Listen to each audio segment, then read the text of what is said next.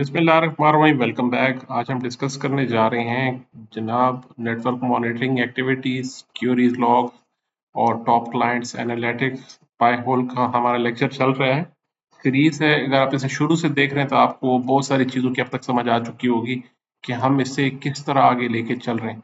ये इसका डैशबोर्ड है। कंट्रोल प्लस से आप इसे जूम इन कर रहे हैं और कंट्रोल माइनस से जूम आउट हो रहे हैं।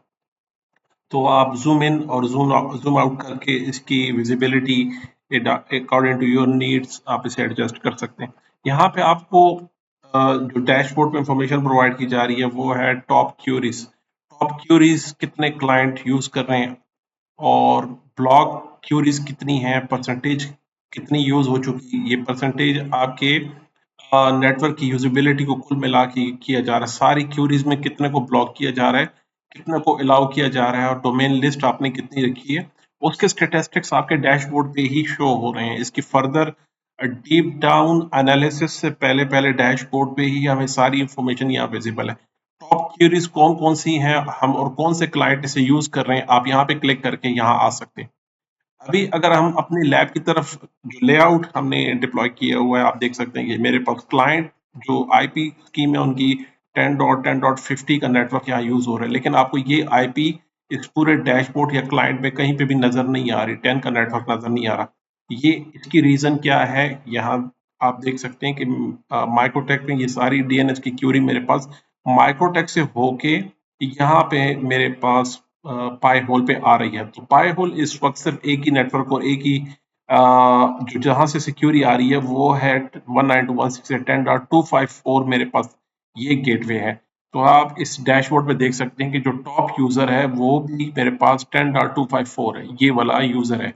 और ये सारी क्वेरी जितनी भी हमारे पाई होल पे डीएनएस से रिलेटेड अब तक आई हैं वो सिर्फ एक ही यूजर की शो कर रहा है कि मेरे पास सारे नेटवर्क की क्यूरी सिर्फ एक ही तरफ से आ रही है।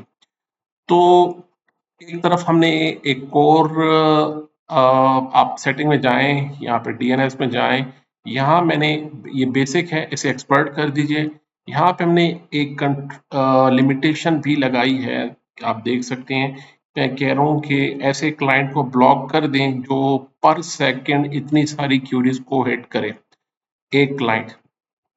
तो ये आईपी के बेस पे वो एक ही फील कर रहा है कि ये मेरे पास एक ही यूजर है और सारी क्यूरीज इसी की तरफ से आ रही हैं। अभी तो हमारा नेटवर्क इतना वास्ट, इतना ज्यादा एग्जॉस्ट, ट्रैफिक ज्यादा नहीं आ रही। मेरे पास सिर्फ एक दो क्लाइंट ही मेरे वर्चुअल एनवायरनमेंट में आप देख सकते हैं। मेरे पास लिनक्स मिंट है और काली लिनक्स है। इसको इन्हें मैं एज अ क्लाइंट यूज करके ये ट्रैफिक थोड़ी बहुत यहाँ से जनरेट हो रही है। लेकिन जैसे ही हमारा नेटवर्क एक्सटेंड करेगा तो आपको यहाँ पे एक ही क्लाइंट से ये सारी क्यूरीज आनी शुरू हो जाएंगी और वो उसे प्रोबेबली चांसेस ज्यादा हैं कि वो उसे उसके जो क्यूरीज हैं आगे उससे रिफ्यूज कर देगा।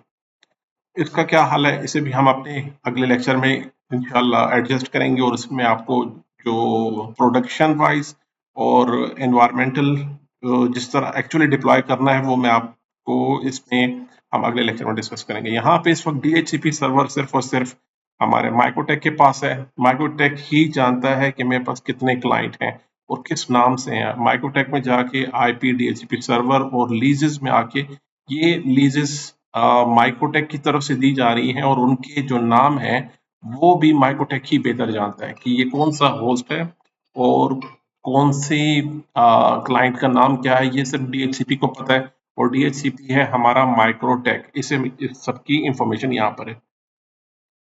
यहाँ पे इसके पास सारी इंफॉर्मेशन है हमारे डीएचसीपी सर्वर के पास के क्लाइंट के पोस्ट नेम वगैरह, उनके एसोसिएटेड आईपीज, ये सब मेरा माइक्रोटेक यहाँ मैनेज कर रहा है।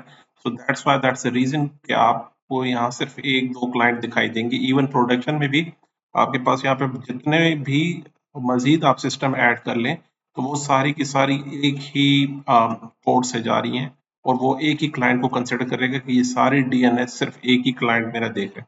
एनीवेज इसे हम सेटल डाउन कर लेंगे, ये इतना मसला नहीं है, नॉर्मल है। आप इसको सेटिंग में जाके यहाँ पे डीएचसीपी सर्वर हम अपने माइक्रोटेक को से शिफ्ट करके आप पाई होल की तरफ भी कर सकते हैं और ये भी कर सकते हैं कि मैं यहाँ पे पाई होल को बता दूं कि आपका जो डीएचसीपी सर्वर है वो यहाँ पर इस वाले माइक्रोटेक पे डिप्लॉय किया गया। आज के टॉपिक में हम सिर्फ इसके स्टैट्स वगैरह देखना चाह रहे हैं। लॉग्स आप कहाँ से देखेंगे, सारे स्टैट ऑल क्यूरीज आप यहाँ से देख सकते हैं कि सारी क्यूरीज हमारे कितने क्लाइंट कौन कौन सी क्यूरीज यूज कर रही हैं वो यहाँ से आप देख सकते हैं, और एक स्पेसिफिक यूजर कितना यूज कर रहा है। फॉर एग्जांपल ये मेरा एक ही यूजर है, इससे मैं क्लिक करता हूँ तो इस यूजर की सारी क्यूरीज जितनी भी अलाउ डिनाई जितनी भी आ रही हैं, चूंकि एक ही यूजर है इसलिए उसके एक ही यूजर की सारी डिटेल आ रही है। इस तरह आप स्पेसिफिक वन बाय वन एक एक यूजर की सारी क्यूरीज को देख सकते हैं कि कौन सा यूजर किस वेबसाइट पे किस एक्सेस कर रहा है, और उसमें अलाउ और डिनाई के कितनी परसेंटेज और रेशियो है। आप स्पेसिफिक यूजर्स को उसका एनालिसिस कर सकते हैं।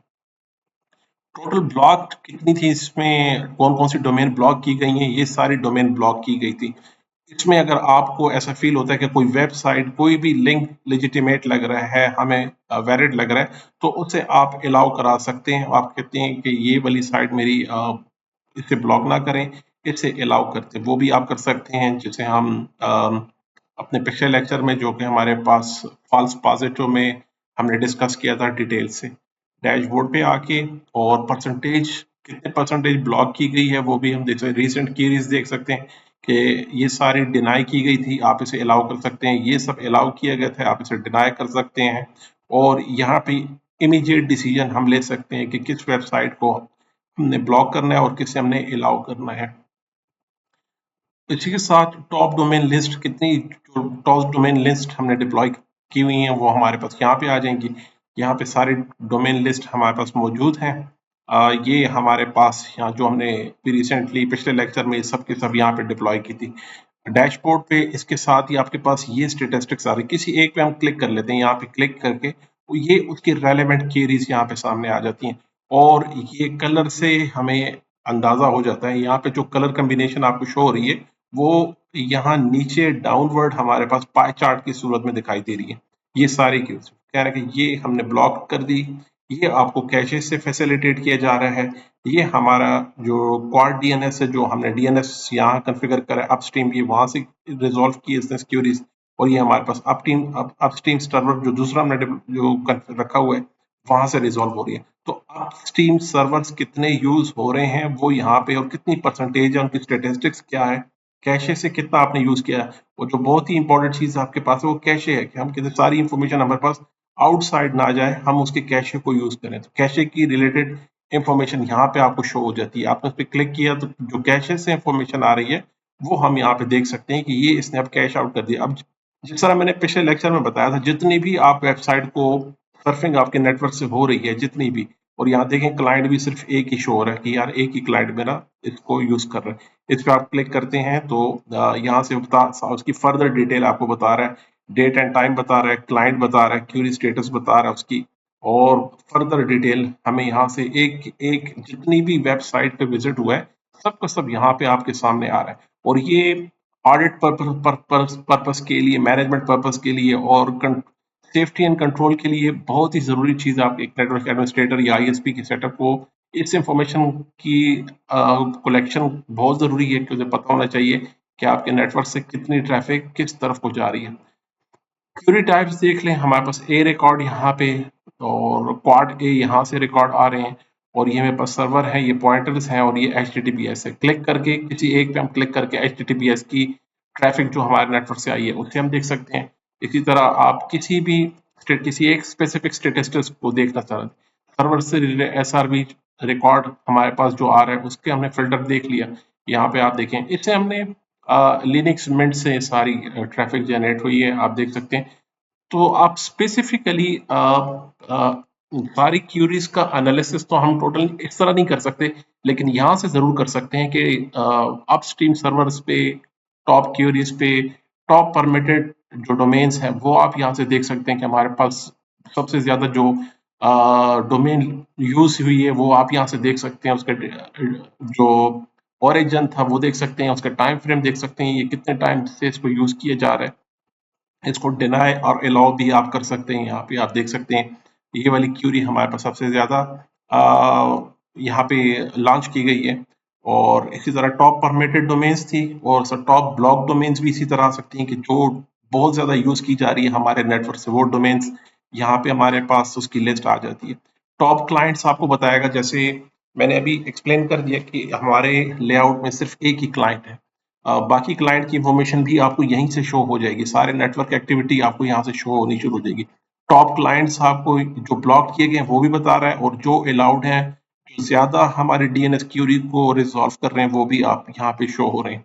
अब मोस्टली आमतौर पे एक यूजर फॉर एग्जांपल अगर फेसबुक पे यहाँ पे आ गया और उसके थोड़ी देर बाद वो किसी तो यूट्यूब पे आ गया, तो ये दो website he mostly for example हम देख लेते हैं कि वो इसे ज्यादा यूज कर रहा है, या इसके बाद हो सकता है कि एमएसएन की तरफ चला गया, या उसके बाद वो याहू के बाद चला गया। मैक्सिमम इतना ही वो वेब सर्फिंग कर सकते हैं। लेकिन ऐसा कैसे हो सकता है कि एक ही क्लाइंट कुछ ही सेकंड में हंड्रेड्स ऑफ वेबसाइट की तरफ जा रहे हैं, हंड्रेड्स ऑफ वेबसाइट्स? तो it means there is something definitely wrong with this user और दिस सिस्टम। मे बी ये सिस्टम इन्फेक्टेड है, और इसके सिस्टम को एज अ बॉटनेट यूज करके मुख्तलिफ साइट्स पे ट्रैफिक जनरेट की जा रही है।